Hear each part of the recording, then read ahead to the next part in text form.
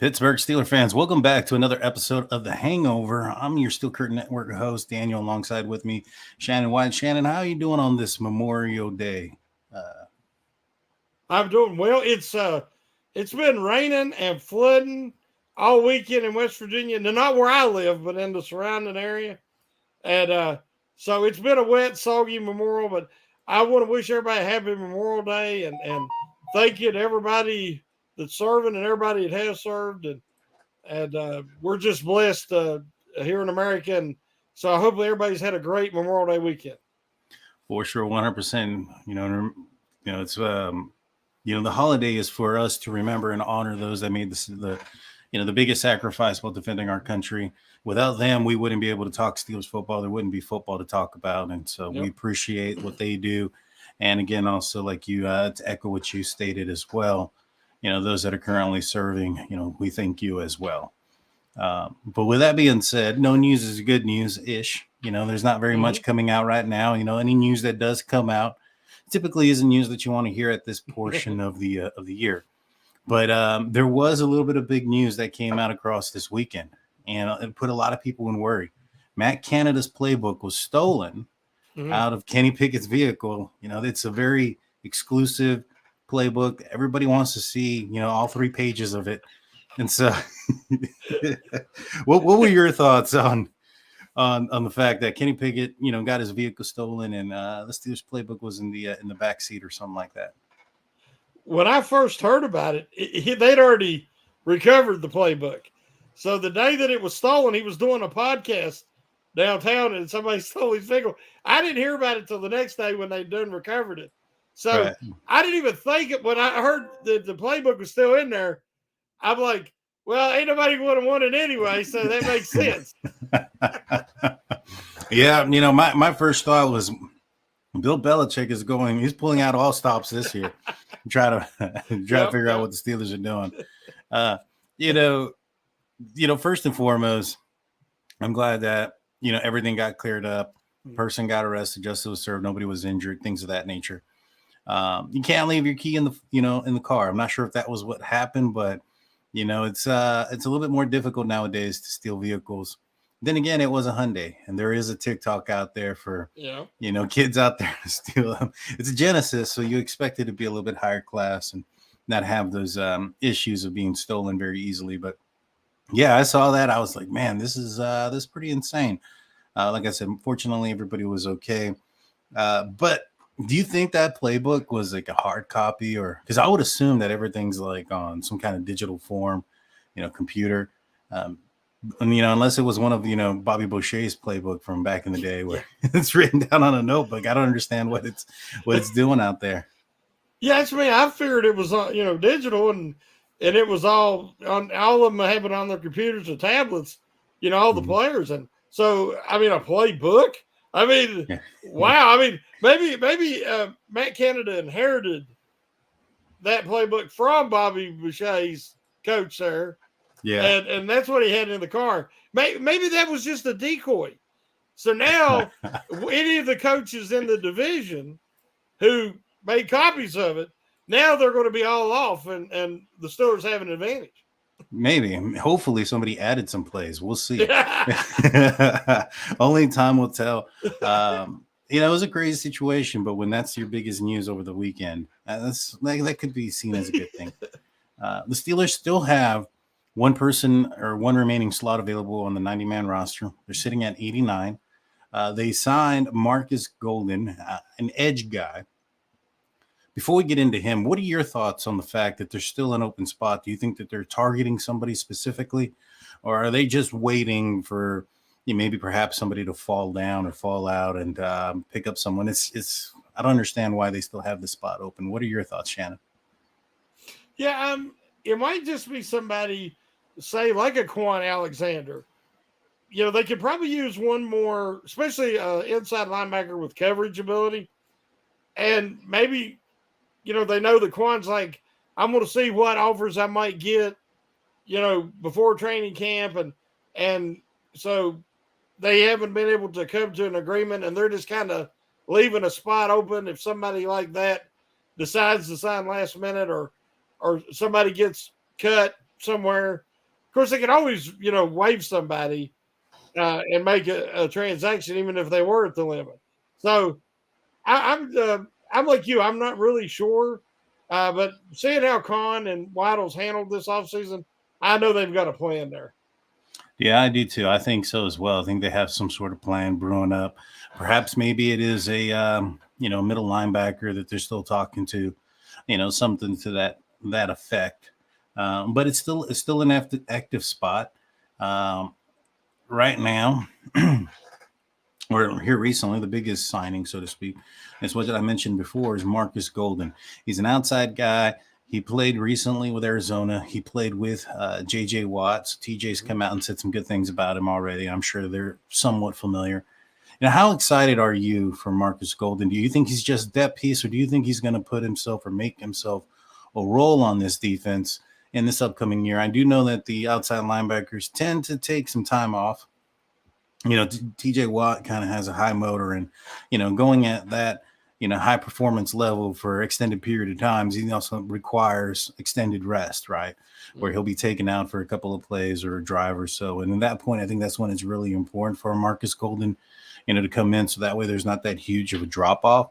But what are your thoughts on the acquisition?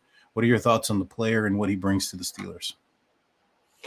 Well, I would start out this comment with, if the offense is improved this year, which I think it will be, with all the improvements they've made on the offensive line and the growth of Kenny Pickett, which we're all expecting, the addition of Darnell Washington, again, there's just so much. They have so much more talent, and another year behind Pat Myers' blocking schemes, and Canada supposedly now he has help, with the passing game coordinator. If the offense is more productive and they score more, then you're going to be able to play a different defense than they have had to playing all these one-score contests, close games. Even the 7-2 in the second half of the season was a lot of one-score games. There wasn't any blowouts. If you get a two-score lead, you could kind of pin yours back, and that would make Marquise Golden even more important, because you'd like to keep TJ Watt and Highsmith around 70% of the snaps, 70 to 75% in a perfect world. Then you could, use Golden, because he can play either side. He's done that in his past, and he would get plenty of snaps and keep them fresh. And you could do that if the offense is more successful this year in the red zone and score more points. So I think that is part of the plan. Golden is a 260-pound. He could be a 4-3 end or a edge for a 3-4. And so he will be able to set the edge, which is something that Malik Reed struggled with terribly last season. He was just too small at 235.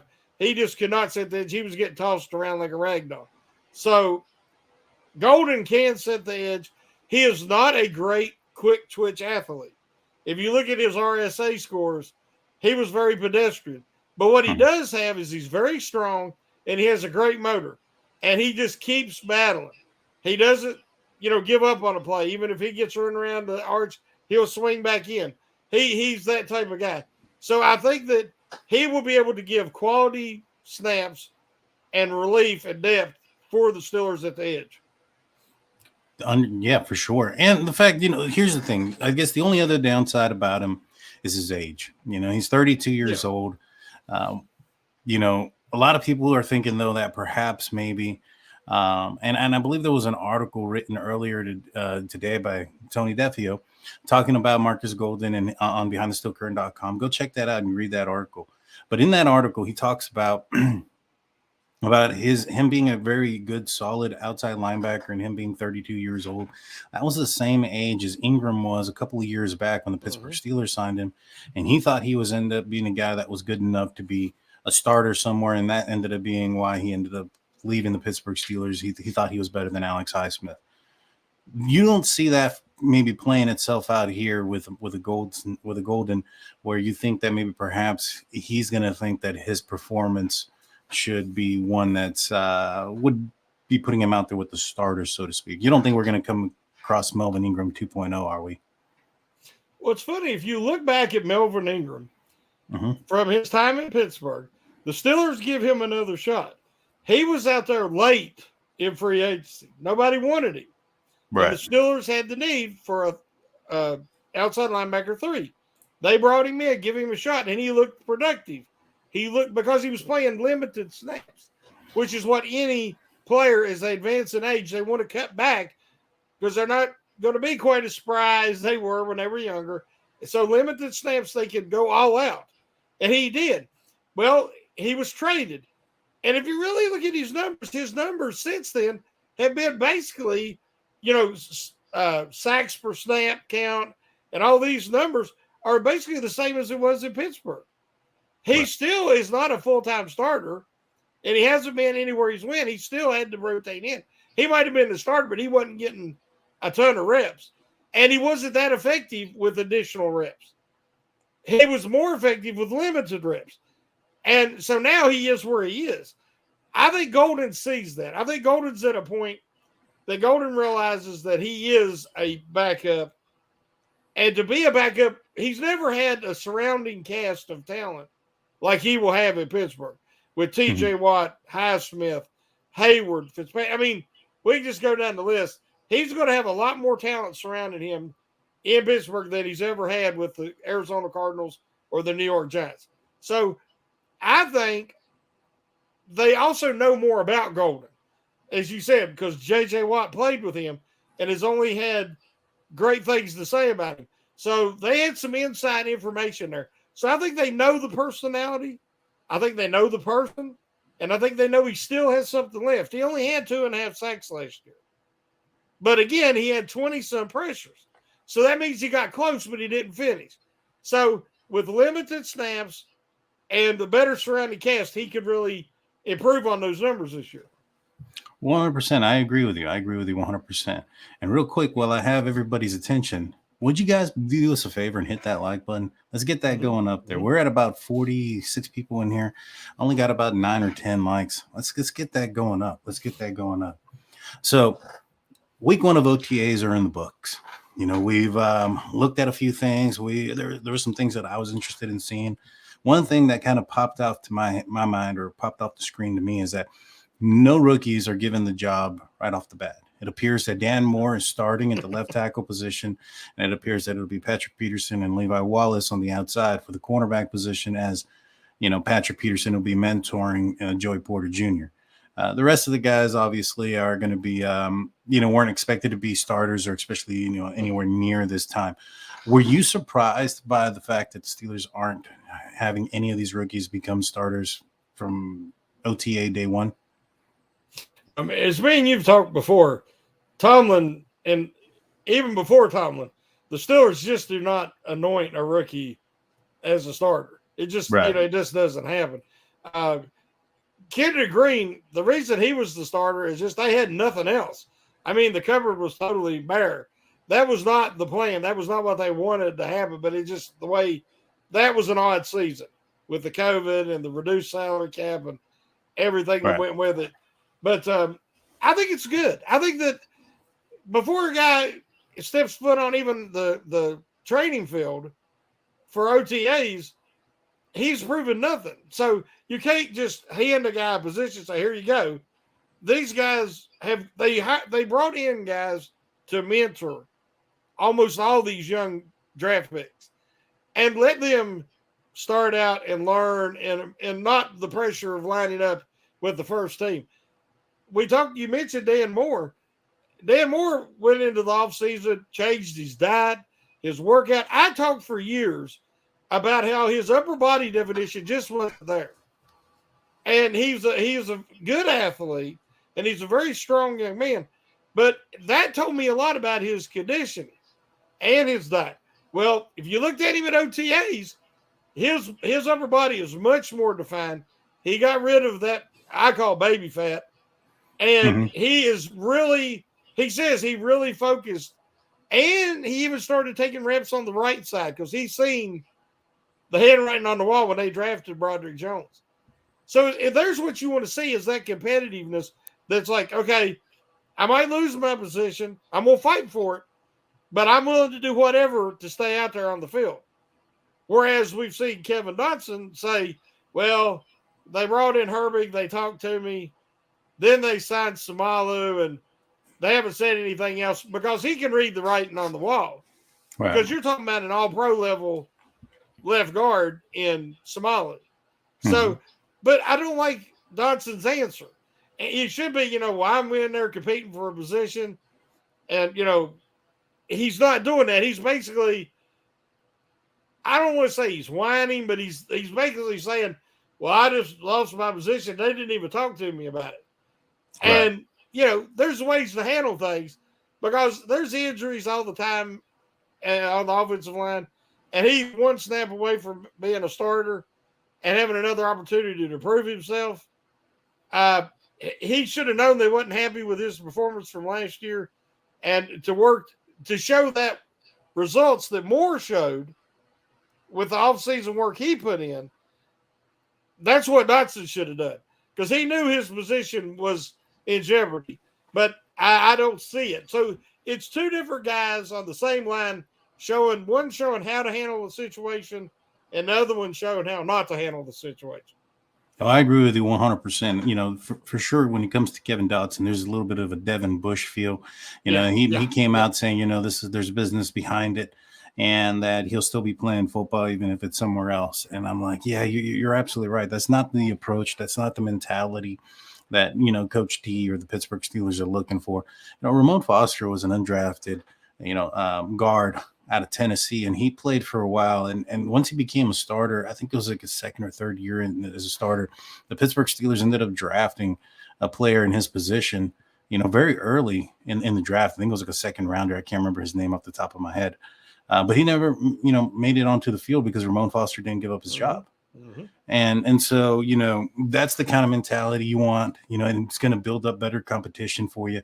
And you're also going to end up seeing, a better team put forth regardless. I mean, at the end of the day, regardless if the Pittsburgh Steelers are drafting a guy, signing a guy, or picking somebody up off of waiver wire, they're going to put out there whoever is the best talent that's available to them, that's going to give the Steelers the best opportunity to win.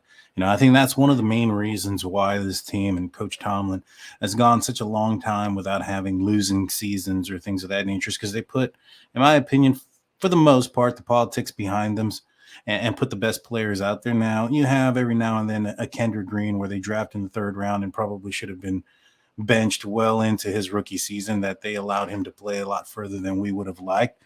But at the end of the day, that decision was made and they made the right one. And so for me, when it comes to that, I think you're absolutely right. The mindset isn't there. And so you have a guy like Chukwuefor who can play on the right side, who, may not be a Pittsburgh Steeler for the long term or the long run.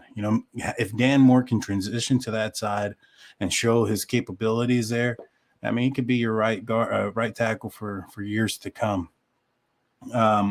But going back into the OTAs, you mentioned Dan Moore and his weight transformation and his, how he's looking better. Kenny Pickett's another guy that's also bulked up. Is there anybody else that you're impressed with up to this point, just kind of entering into camp, or are those basically the guys that we were all looking forward to seeing?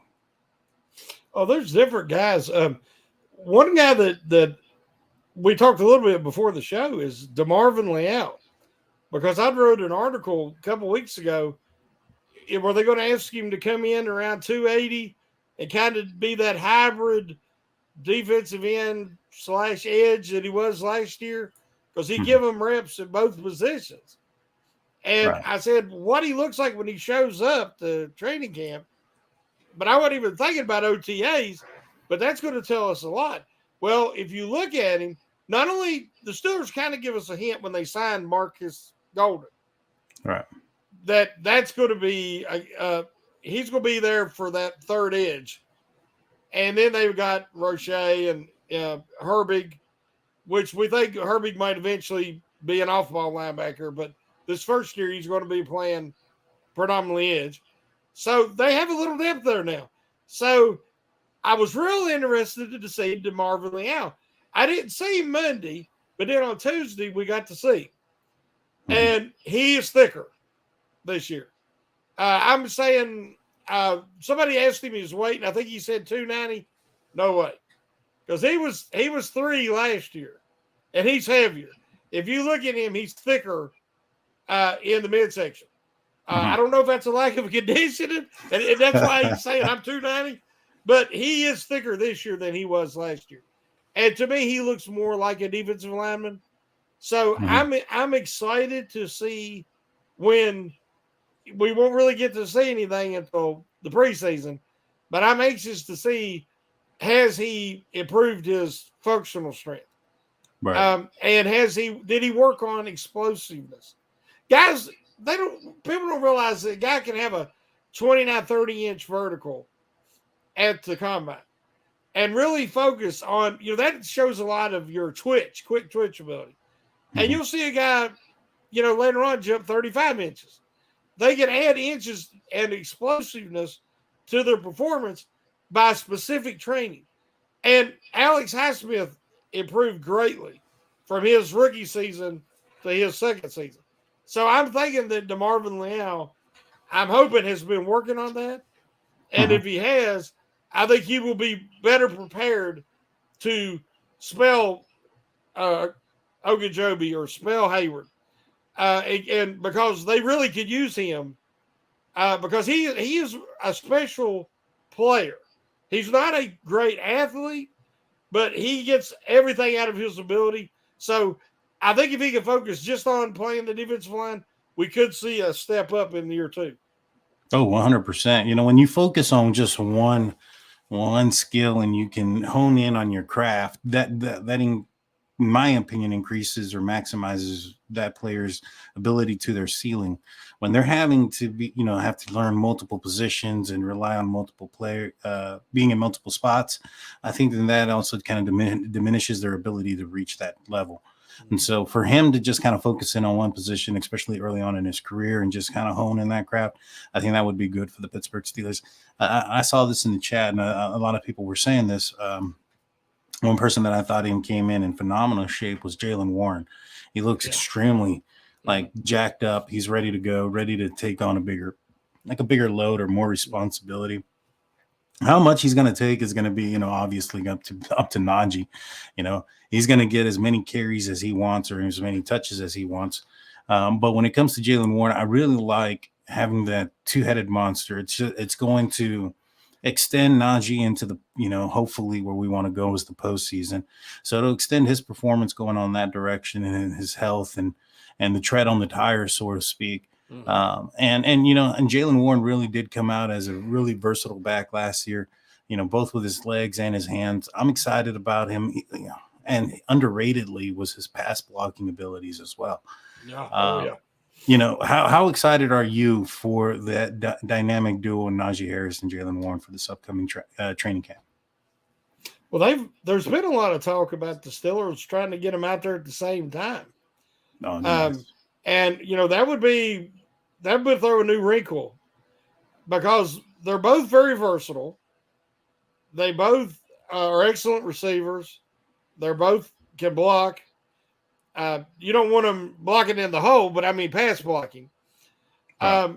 So I just think Warren, even though he's thicker, he really got jacked up this offseason. But he seems like his quickness is still there, just watching the drills at OTAs. I thought Harris looked thick. Not in a good way. I know it's OTAs and it's early, and he can cut that little bit of weight before training camp. But Le'Veon Bell said in an interview last week that he thought Harris should drop a little weight. Now, I don't know if he's seen the same OTA shots that I seen, that we all seen on Twitter. But if you look at Harrison, he's thicker than he was last year. Yeah. And it might just be, he's comfortable. He realizes there's a few weeks, and then he's going to really drop that last little bit of weight right before camp. Whatever is best for his body, he knows his body, Right. and where he needs to be, because he realizes his rookie year, he just got abused. I mean, he was getting hit in the backfield and dragging two guys for 2 and 3 yard runs. Those 1,000 and 1,100 yards he had, or 1,200, was about as impressive as anything I'd ever seen behind that line, which was atrocious. Now he's got a line in front of him that could be top 10 unit in the NFL, especially once they gel, because that's how much talent they have on that offensive line. It should be for great situation for Harris and Warren. And I'm really excited to see what he can do behind this line. Now, I understand they're wanting to do more power football, big boy football. But I still think if he plays a little lighter, that I think he will be able to be a little quicker. Right. And as we've seen, once he got healthy in that second half last year, he was bouncing some stuff outside and getting around the edge. And when he can get outside, he can use that stiff arm. And he's got a devastating stiff arm. But it's much harder to stiff arm a defensive tackle on the interior, obviously. Right. So I'm really excited to see what weight he comes to training camp at. Because I think that between Harris and Warren, this running game could easily put up 2,000 yards this year. Oh, I think so too. I mean, especially with the improvements, like you mentioned, to the offensive line, and that stiff arm, of course. I mean, my favorite one is when he put Myles Garrett on the ground last year at the end of the season, yes, the last game. That was a good one. And like the first half of this episode, we're gonna stiff arm it into the ground as well. If you're on the YouTube side, don't go anywhere. On the audio side, we're gonna take a quick break. Just a couple of sponsors. With that being said, don't go and we'll be right back. And welcome back, everybody, to the Steelers Hangover. We're talking about OTA observations. We're talking about Steelers news. But before we get into the show again, I want to remind you guys, if you guys aren't watching the other shows that come on later on this week, like, for instance, tomorrow is the Big Brosco show. And then you have on Wednesday the Curtain Call with yourself and Jeffrey Benedict. Is that correct? Mm-hmm. And then on Thursdays, there's the preview. That's the flagship. Fridays, you have the homies. And on Saturdays, what do we got Saturdays? We don't got anything Saturdays, right? I don't think so. Not on YouTube side. Not right now. Now, on Sundays, though, we got the Q&A show where you'll see Kyle Kreis and Coach T. Yeah, you get to ask and answer your questions. You don't want to miss it. And on the audio side only, guys, I have an audio podcast that comes out on Saturday for Steel Curtain Network. It's called State of the Steelers. You can check that out on Apple, Google Podcasts, Spotify, anywhere you find your podcast. Just search up Steel Curtain Network. And if you're on the Apple side, give us a 5-star review. We'd appreciate that. And so I want to ask you a question. What are your thoughts on Pat Meyer, the offensive line coach? Well, honestly, when Pat Meyer came in, I was not familiar with it. Because since Mike Munchak left, we've all missed Mike. And I was like hoping that if they was even talking about him maybe coming back at one point. And he did great, with what he had. And he put a guy like Ramon Foster, he took guys like that and made it. The Steelers had one of the top lines in the league during his tenure. And of course, then it went downhill. Those guys got old. Meyer come in, and they said he was a good fit for Matt Canada's offense. Well, I'd not been a Matt Canada fan, so I was concerned. But Meyer has done a wonderful job. I love his aggressiveness. He's not in a phone book kind of guy. I mean, in a phone booth, blocking as far as just dominate that guy in front of you. With his zone concepts, he also he wants his linemen to make first contact. Mm-hmm. So they're not being reactionary, they're being aggressive. And I love that. And it took a while for the guys to gel last year. Like James Daniels, we're like, man, this is the guy that he didn't look nothing like I expected him to in the preseason. But early in the season, man, when he got that rhythm down and started working with Cole and Okorafor, you've seen what we thought we were getting. So I love Meyer's schemes. Now he has even more talent to run it. I heard somebody the other day wrote that Samalu is not the athlete that everybody is probably expecting as far as his pure athleticism. And he's not a mauler. He's not just going to just dominate a guy physically. But he is the most Jason Kelsey said that he was the smartest player he'd ever played with. And, Kelsey's the all-pro center for the Eagles. And He said that the Steelers were getting a steal, no pun intended. And because Samalu is so intelligent, he's so fundamentally sound, he's going to be such a benefit to Mason Cole and to whoever's playing left tackle, whether it be Dan Moore Jr. or Broderick Jones. Last year, there was times that Dotson just didn't know his assignment. He just blew it. He whiffed. And two of the times that Pickett got hurt was on plays that he just totally missed his block. Like he didn't know what the assignment was. Some of that is focused. We know that Samalu is very intelligent and very detail-oriented. And so I think there's going to be a huge upgrade there. And so therefore, I think Pat Meyer's system is going to look even better in year 2. I agree. I look forward to what he's going to be able to bring out, and I look forward to what he's going to be able to do with the talent.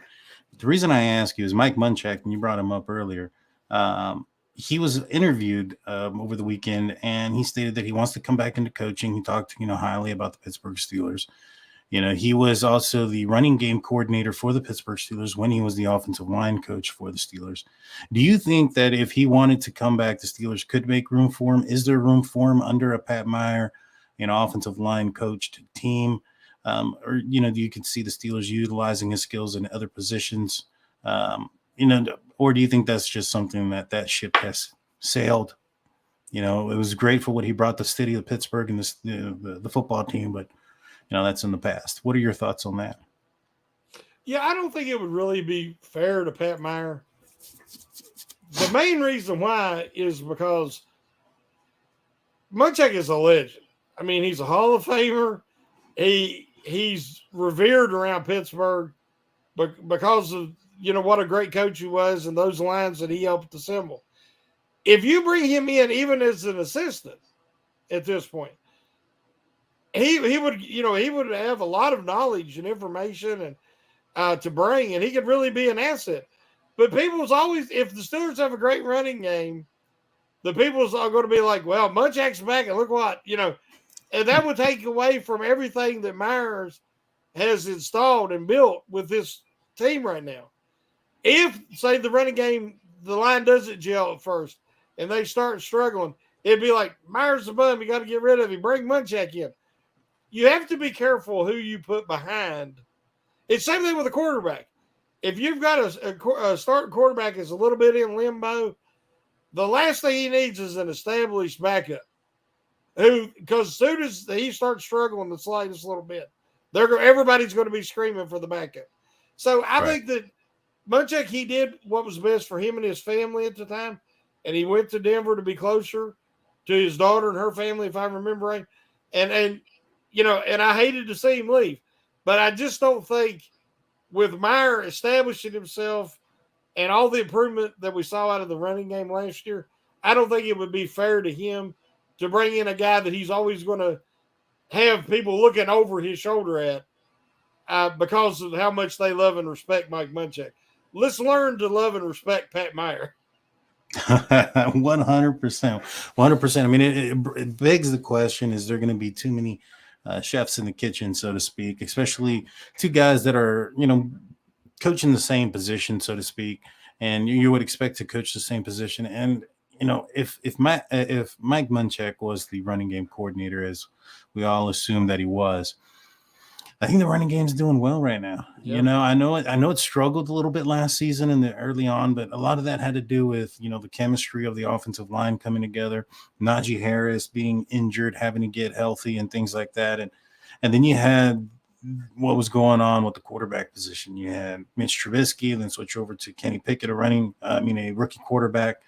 defenses were going to be honing on the fact that the Pittsburgh Steelers were probably going to try to run the ball and control the ball in that manner. And so it was kind of like, banging your head against a brick wall at some parts of the year last year. But, as the year progressed, I think that became the identity of the Pittsburgh Steelers. And I really like where it's going. And I don't really think that, it should be blown up or messed up or by putting in somebody who, like I said, he's a Hall of Fame, coach. He's a guy that brought a lot of success to the city and to the team while he was, a member of the Pittsburgh Steelers. But, at a certain time, everything has its time and everything, ends, and then comes time for a new time. And I like where the Steelers are going. There's also the thought that the Steelers do not like or Mike Tomlin at least does not like having a large coaching staff. And so I don't really see them doubling up in a position where I think that they're happy at. You get what I'm saying? I think maybe perhaps is there room to bring in other coaches? Maybe perhaps, but I'm not sure if the offensive line is going to be the spot for it. One quick observation. When Munchak, he had Marquise Pouncey and David DeCastro to build around. Right. 2 first-round selections. One guy, borderline Hall of Famer, might be a Hall of Famer eventually, and Pouncey. And a guy who would, if he'd have played longer, I think had a chance to be a Hall of Famer and DeCastro. He had, for the large portion of that time, he had Le'Veon Bell, who was a special running back. And now Le'Veon Bell off the field and his antics and the things that happened that, why he's no longer in Pittsburgh. But on the field, Le'Veon Bell was a special talent. And his running style was such that whatever that offensive line, their strengths were, as long as they held their blocks, he would hesitate. He had a flow. He was a unique runner. And that he would find a hole late into the play, even if it didn't develop at first. And he would cut back. He would jump cut. So, yes, there was a lot of success there. But we had a Hall of Fame quarterback. You had a Hall of Fame running back. Well, if he'd stayed with Pittsburgh. Yeah. Same thing with Antonio Brown. And so if you look at the talent that Munchak had to work with, and the talent that Pat Meyer's working with right now, Pat Meyer has talent, but it isn't proven production yet. Right. And I thought that Myers did a great job last year without all that talent that Munchak had during his tenure. So, yeah, I think that we really need to give Myers a chance to show what he could do and build off last season. And I understand. I wanted Munchak back too, but now I think that that's past, and we need to really focus on Meyer. 100%. 100%. I agree with you. And like I said, or like you said there, I echo almost everything that you've stated. It would make. Well, I guess the only thing that I guess would really, puts my Munchak on a pedestal, so to speak, is what he was able to do with Villanueva and with Ramon Foster, both guys that were undrafted, guys that were raw and that they had to form. He had to form and mold. But you're right, he had a lot of talent around those two guys. Yeah. The talent that's there, and the Steelers, like you mentioned before, there's potential, which is Jeff Hartman's favorite word, potential. It's just not there yet. We got to see what happens to it. Now, you mentioned Le'Veon Bell. Le'Veon Bell had an interview with some pretty interesting comments. He talked about his, departure for the Pittsburgh Steelers, talked about, perhaps maybe coming back, signing a one-day contract and retiring as a member of the Pittsburgh Steelers, but also talked about holding off to see if maybe perhaps somebody will give him another opportunity to play in the league again. I, for one, think that ship has sailed.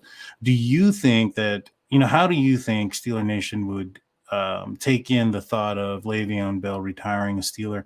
I know his antics weren't as bad as what Antonio Brown, was in his departure.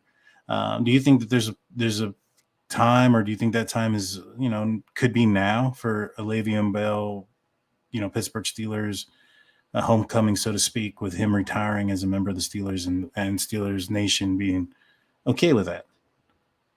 I agree. I think Le'Veon Bell, his playing days are through. For a running back with such a short shelf life, very few running backs have ever stepped away for a full season and not deteriorate their game, because it's so, running back position is so instinctual, and you lose that, it's so stepping away for a year was a disastrous decision. Any money he might have got extra in that guaranteed part, he cost him big time in longevity, legacy. I said it when he was doing it, that it was insane. His mama twice came out and said, "Take the money, dummy." I mean, she was like, "What are you doing? You're my son. How stupid are you?" Well, now we find out he was smoking weed before games. So, there's a reason he lost some brain cells. There's no doubt. But I think that the way he left, I still think he might have cost the Steelers the Super Bowl opportunity. I wholeheartedly believe that. Because I think then Brown became even more a focal point. And then when Juju stole some of his luster, that's when the crazy started to show. Right. Even more, And so I think that Bell was a big reason that Brown did what he did. So I think that there is always forgiveness. He's trying to say the right things now. If he comes back for a one-day contract and retires as Steeler, I think that eventually people will kind of embrace him again. Because, in all honesty, he was wonderful to watch. Yeah, I just so enjoyed watching his running style. What a great receiver he was. He was just really truly a great player, and the best running back in the league at his prime, at the high point of his ability. So, time heals a lot of wounds. So I do see a day that he will probably sign that one-day contract and retire Steeler. I think that he is not in the same boat as Antonio Brown. Antonio Brown had brought up some things about retiring a Steeler too, and all these things. And it just so happened to be that weekend he had a concert that he was doing in Pittsburgh, and he was trying to get more people to come to his show. Kind of like what he did here recently with the Arena Football League. I don't know if you saw that. I guess he owns the Albany Empire. And something like it, yeah. Yeah, he was supposed to come out and play this past weekend. It was a no-show. A bunch of people bought tickets to go watch him, things of that nature. When it comes to Antonio Brown, I'm a little bit more cautious about his motivations when he says he wants to do something. With Le'Veon Bell on the other side of that foot, I think that, him coming back to retire as a Steeler, I'm okay with that. I wouldn't want to put him in the backfield. I know there's a lot of talk about that third running back position, but Le'Veon Bell is not going to play special teams. No. And you need somebody back there to play special teams as your third running back. So for him to, step away and maybe step away as a Steeler, I would like that. Do you think that had he come to his senses 2018, extend himself or sign the contract that they had offered him, do you think he'd be a Hall of Fame running back right now? Or maybe not right now, but, up for the Hall of Fame when he retires? Oh, I see no reason why he couldn't have kept putting out those 1,000-yard rushing seasons and 600-yard receiving seasons. And he was just such a focal point of that offense. And It made Ben's job easier. It made Antonio Brown's job easier. Again, they made the offensive line better. I mean, you see Villanueva when he went to Baltimore was not the same player because they expected him to win one-on-one. And a lot of times in Pittsburgh, it was just hold your block and stay on your block, and Bell will find a hole. And even Connor did that. James Conner run a little bit similar because when he tried to just hit a hole, we're going to ask the line to create a hole, and you're going to hit this gap. They couldn't do it. That was not their blocking style. That's why they was able to build around Pouncey and DeCastro, because the other guys, they had limited responsibilities because of the talent they had behind them. So, yeah, I think that Bell would have continued on and had a real shot, because at the pace he was going to put up Hall of Fame numbers in 3 more seasons. Well, he sets out a whole year, misses that. Then he goes to a bad Jets team, which I don't know what he was thinking. He was thinking money, not legacy. I said that, yeah. It was money, not legacy. And, in the long run, if you're a legend in Pittsburgh, you know this as well as I do. There's appearance fees, there's signings, there's commercials, he would have had all that. And in the long run, he'd have made more money. Yeah. His name would be worth more. Now he's trying to fight. He's trying to do these celebrity boxing matches and stuff, and fighting Adrian Peterson. Give him credit, he did knock him out. But I just think that he admits he made a bad mistake. Yeah, he definitely did. He regrets that decision that he had made. And, I think that he ended up getting like more guaranteed money overall, but had he stayed with the Steelers, even though that first year was the only thing that was guaranteed, as long as he didn't get tremendously hurt, the Steelers were going to have him finish out majority of that contract, and he would have surpassed any of the money that he was guaranteed to have made with the New York Jets. Not to mention, if you also count in that money that he lost the year he decided to take a step away from the game. That cost him $14 million just on its own. And so when he decided to come back, I think he was chasing after the money he lost, and that's never a good plan. And so, he should have listened to the many, many people that were in his circle. Mama telling him to just sign and maybe that's the time. Maybe that's why Lamar Jackson is listening to his mama over an agent. Who knows? But yeah, for me, I think that if he would have stayed as well, I think that he would have been probably considered a possible Hall of Fame running back. I mean, there's nobody can, predict what would have happened. The amount of wear that he was taking under the, as a member of the Steelers was incredible. They were riding him to a nub. Tomlin didn't care. He was the cowbell running back, and they were going to use him. But had he not gotten injured and he was, on the pace that he was, I think he would have been definitely would have been in consideration for Hall of Famer when he would have hung up his cleats. But things change, and maybe one day he will be able to retire Steelers and, Steeler member of the Steelers and come back and go to Acrisure and the whole 9 yards. One last thing before we end the show, and I want to get your thoughts on it, is there's been a lot of rumors spewing around the AFC North since DeAndre Hopkins was released, that he may be finding his way onto a team that the Steelers may be facing twice a year. And that being, I think that the odds right now are with the Cleveland Browns. If DeAndre Hopkins ends up signing with the Cleveland Browns, does that bring you any worry? Are you concerned about that, potential meet back up in Cleveland for them too, for Deshaun Watson and Hopkins? I, for one, am not too threatened by them at all. But what are your thoughts on that possibility? No, I'm not concerned about DeAndre Hopkins at all. What I seen watching him last year, I said, man, he's lost a step. Right. I mean, he was never a blazer. He wasn't a 4-4 guy ever. But he's great body control, length, great hands, great route runner, catches everything. So he's the kind of guy that can lose a step and still be a really good player. And I think he is still a really good player. But does he worry me? Is he dominant? No. If he goes to Baltimore Ravens playing in that offense, he got to block a lot. And he's got a quarterback, and, he don't throw the ball great. Right. I think that would be a terrible – I don't know why he put the Ravens on his list of teams, because I think that's a terrible match for him. Deshaun Watson in Cleveland, it makes sense because he has played with Watson. But, he left. He wanted to leave.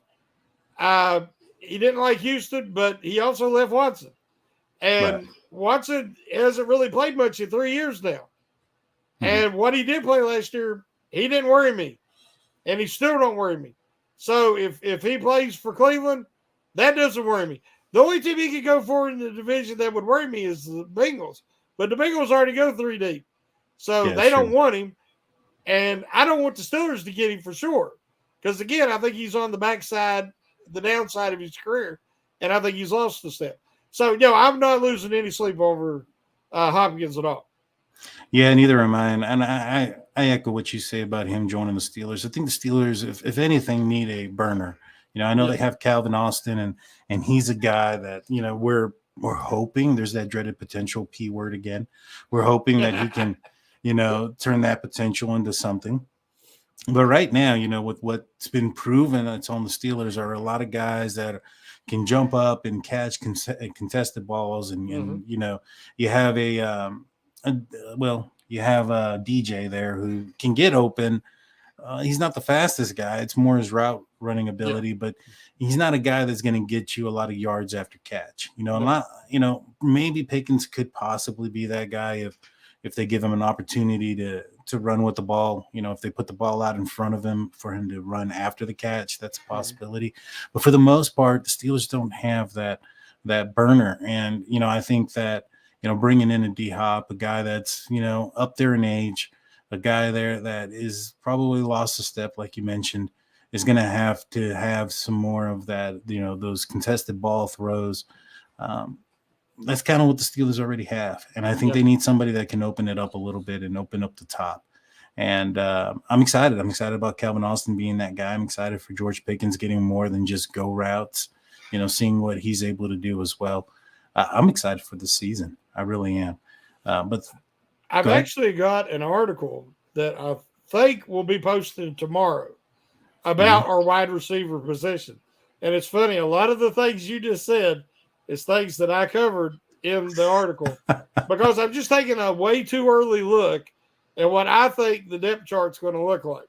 Now, a lot of things can change, injury, they can bring in somebody else, or somebody really surprises at training camp and during the preseason. But I made some observations about the top 6 guys and who I think will be on the depth chart.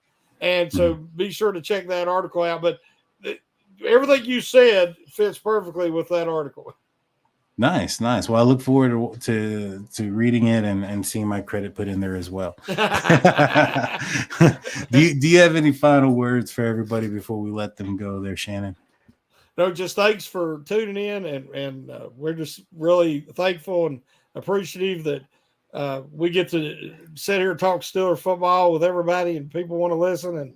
And just love the Steelers, love America, and everybody have a happy Memorial Day. Amen to that. Have a happy Memorial Day. We're another day closer to the second week of OTAs, another day closer to training camp, which is another day closer to the season. With that being said, Shannon, take us out.